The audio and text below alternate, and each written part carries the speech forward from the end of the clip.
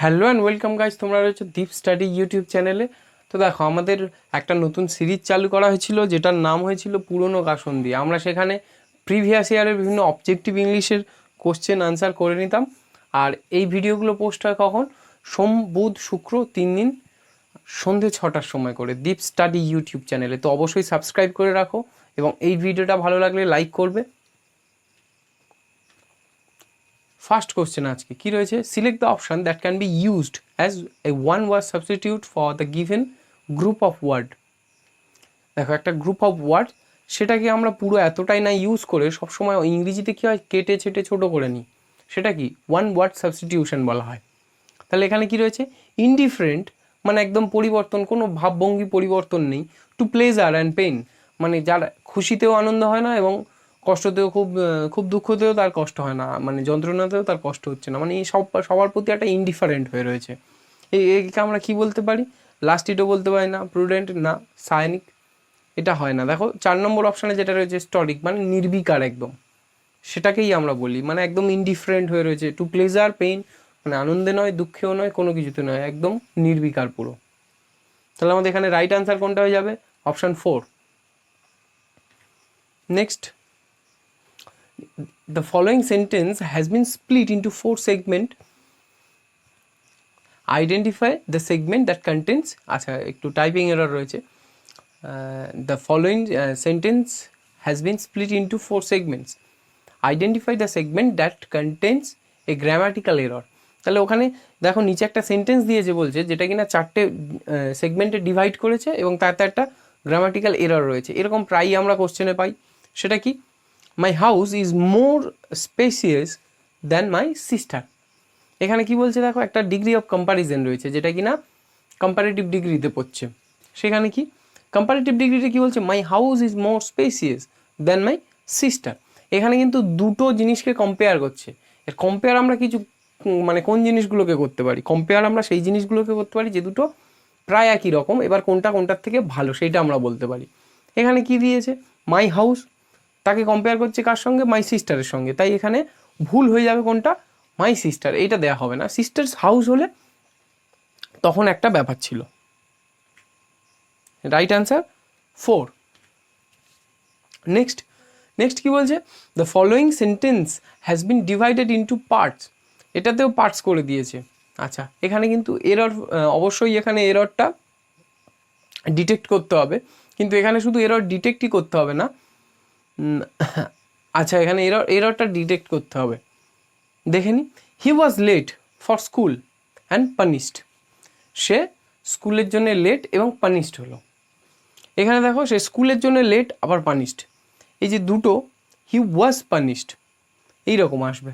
তাই এখানে ওই যে পরের দেয়া রয়েছে না, আই অ্যান্ড পানিশড, এইটা হয়ে যাবে রং, এরর, গ্রামাটিক্যাল এরর রয়েছে এখানে। চলো next, select the most appropriate synonym of the given word duo. এই ডুও শব্দটার মানে আমরা প্রায় অনেকেই জানি। ডুও শব্দটার মানে কি? ডুও শব্দের মানে হচ্ছে যে দুটো কিছু। তাহলে সেখানে দুটো কিছুর মানে কি আছে? ডেপ্ট মানে ঋণ করার, লোন মানে এটাও তো ঋণ, বন্ড মানে ওই তোমার কোনো একটা লেনদেনের মধ্যে পড়ে, এটা ট্রানজ্যাকশনের ভাষা, বন্ড। তারপর কি রয়েছে? পেয়ার মানে কি? জোড়া। তাহলে দেখো ডুও মানে কি? দুটো জিনিস, আর এখানে জুটি বা পেয়ার বা বলছে মানে এই জোড়াই বলছে। তাহলে এখানে option 3 is the right answer. Next, select the most appropriate meaning of the given idiom. Number 3 রয়েছে এখানে। Select the most appropriate meaning of the given idiom. এখানে একটা ইডিয়ম দেওয়া রয়েছে যেটার কিনা অ্যাপ্রোপ্রিয়েট মিনিং জিজ্ঞেস করতে হবে। কী দেওয়া রয়েছে? দেখো খুবই ইজি, ফাউল প্লে মানে ফাউল খেলা। ফাউল যে মানে যে কোনো জন খেলায় যদি মিনিমাম খেলা ফুটবল খানিকটা জানা থাকে সেখানে ফাউল বলে শব্দ আসে। ফাউল কোনটায় আসে? দেখো এই ব্যাট স্মেলিংটাকে কী বলা হয়? ফাউল স্মেল, তখন হয় কি? Bat smelling. এখানে কি রয়েছে? আনফেয়ার আর ডিসঅনেস্ট বিহেভিয়ার। হ্যাঁ, খারাপ, যখন আনফেয়ার মানে কোনো কিছু ঠিক নয়, যেটা ঠিক নয়, ভুলভাল খেললে তখন কি বলা হয়? সেটাকে ফাউল দেওয়া হয়। তাই এটা কি হয়ে যাবে? Option 2 is the right answer, যেটাকে বলা হবে কি? Foul play. নেক্সট দেখো, প্রচুর সেন্টেন্স এখানে দিয়ে দিয়েছে 4খানা, এবার সেটাকে খুব জাম্বেল করে দিয়েছে। দেখে নি question 6, sentences of a paragraph are given below in jumbled order, মানে ঠিকঠাক অর্ডার নেই, অগোছালো। Arrange the sentences in the correct order to form a meaningful and coherent paragraph.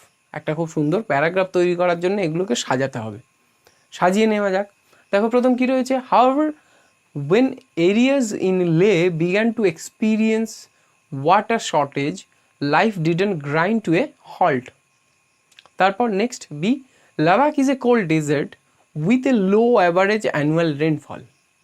দেখো এখানে যতগুলোই রয়েছে, দেখো শুরু কেমন হচ্ছে, হাওয়ার, লাদাখ, দাস, দিস, তাহলে দাস দিস এগুলো দেওয়া মানে আগে কিছু একটা রয়েছে তারই প্রোনাউন এখানে ইউজ করছে। তাহলে দেখো দাস দিস এগুলো আমরা বলতে পারি শুরুতে হবে না, শুরুতে কে হতে পারে, একমাত্র দেখো বি, লাদাখ, লাদাখটাই শুরুতে হতে পারে।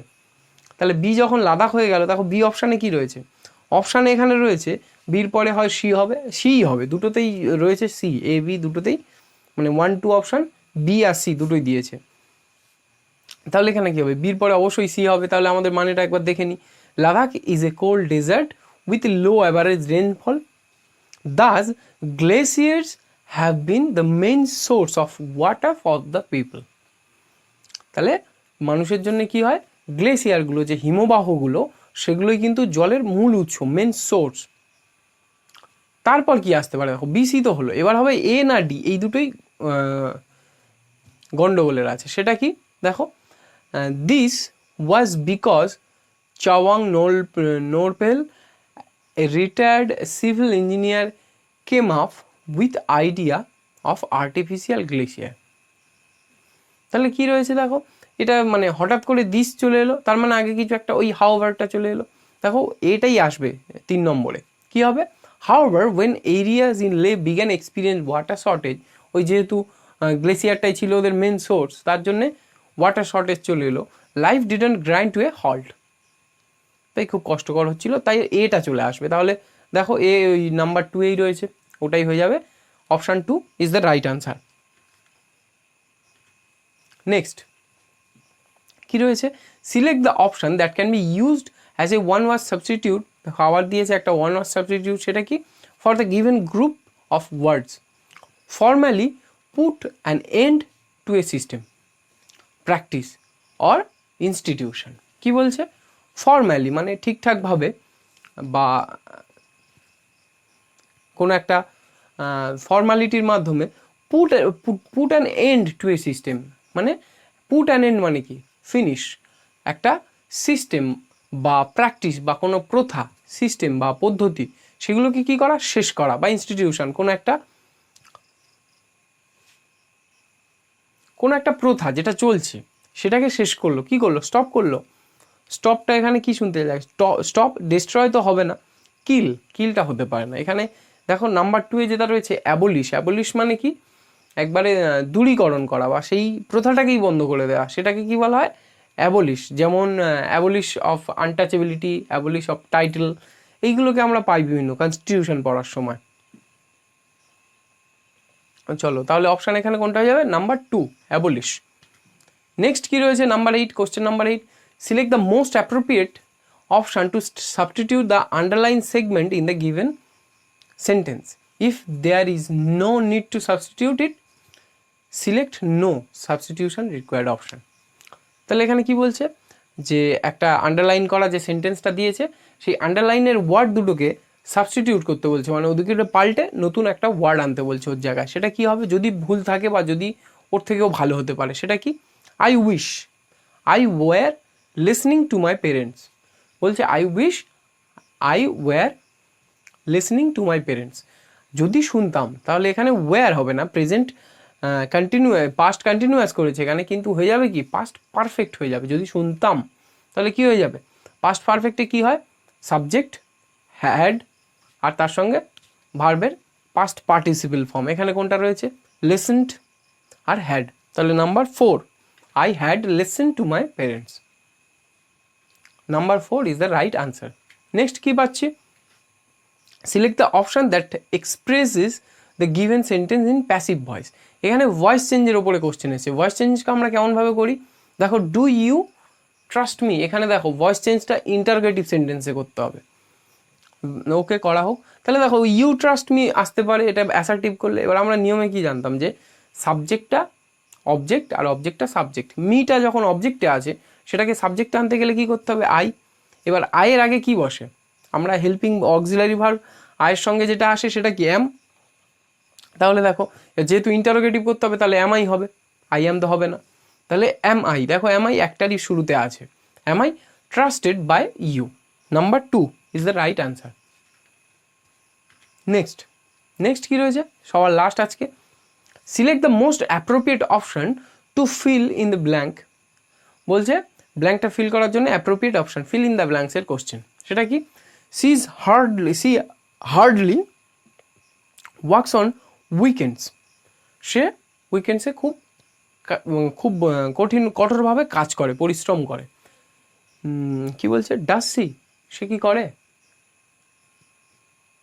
মানে একটা কোশ্চেন করছে, এটাকে নয় কি এরকম একটা যে কোশ্চেনটা করা হয় তার জন্যই এটা কি হলো, ডাজ সি বা ডাজন্ট সিও অনেক সময় হয়।